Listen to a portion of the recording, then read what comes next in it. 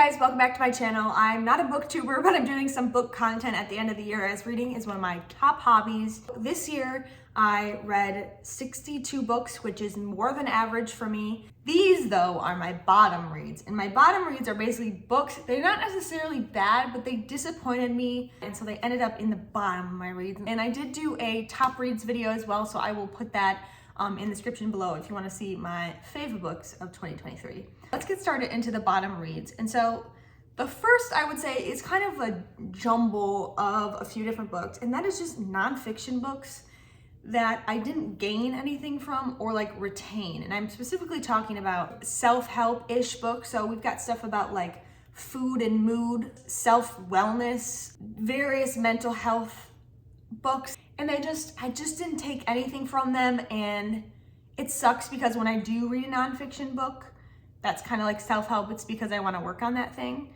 and I just didn't take anything from any of these. The second one is The Girls by Emma Cline, and this one might be controversial. I think a lot of people like this book and really like Emma Cline. I didn't like this book, and I can't really tell you why. It just seemed like icky gross, and the subject matter is, and that doesn't automatically mean I'm not gonna like a book, but I don't know, I didn't like this one.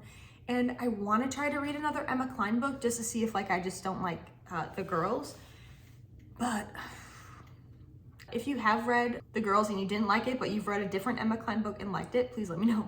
Okay, the next one I have, and I'm sorry to say this one disappointed me because I was really, really excited to read this book, is Page Boy by Elliot Page. And so for me, again, so excited to read this book. I also went to an event in my town, or I tried to, and I think the max capacity was 400, and it was one of his book talks, and we waited like around the blocks behind this theater to get in, and we were not in the first 400 people, so then we went and grabbed a drink somewhere. So anyway, once I got my hands on Page Boy after that, it's told in like that non-linear fashion, like past, present, every like chapter or section or whatever, and it's just, for me, it felt like whiplash, and I was so confused. I had to go back and read things, and I know I'm not the only one who feels this way because I did, whenever I finish a book, I look at reviews on Goodreads. It could have been like so like spectacularly good, like a 5-star, and just that the style kind of like overrode the story, which sounds really bad. Like it distracted from the narrative is what I mean. So okay, the next one I actually have, this one sounded so cool. I saw this at a local like indie bookshop where I live, and it sounded so cool. Cult classic, Sloane Crosley. Basically, this woman keeps running into her exes, like one after the other, but this just ended up being bizarre, weird, like hard to follow, didn't enjoy. So I really like the cover though, but I will be donating this. The next one I have, which is also controversial, is Tomorrow and Tomorrow and Tomorrow.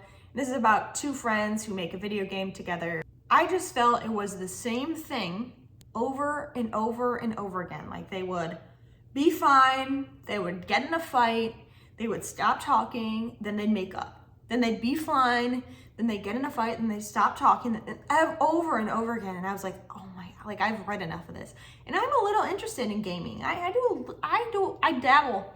The cyclical nature of the friendship was just driving me up the wall. I don't know. People really like this book though, so if you do want to try it, I recommend that you give it a shot. Also, please research the trigger warnings. Okay, and then the final one I have, also a disappointment. Again, this is my disappointing list. And this was The Blonde Identity by Ally Carter. And if you don't know Ally Carter, it's probably because you're not around the same age as me.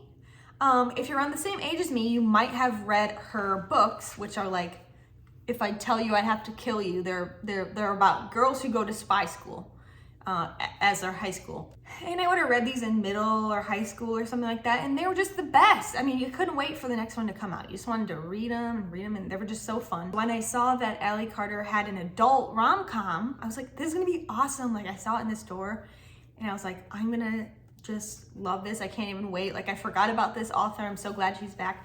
But I read it, and it didn't hit. I mean, I thought you know? I will say though, if whatever she writes, unless it's maybe a sequel to this book, I will be reading. So she can keep going and I'll keep reading them. And then also, I hate the name, The Blonde Identity. I hate the title.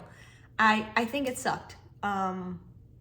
Anyway, thanks so much for watching my bottom reads of 2023. I don't know if that was interesting at all, but I will see you in my next video.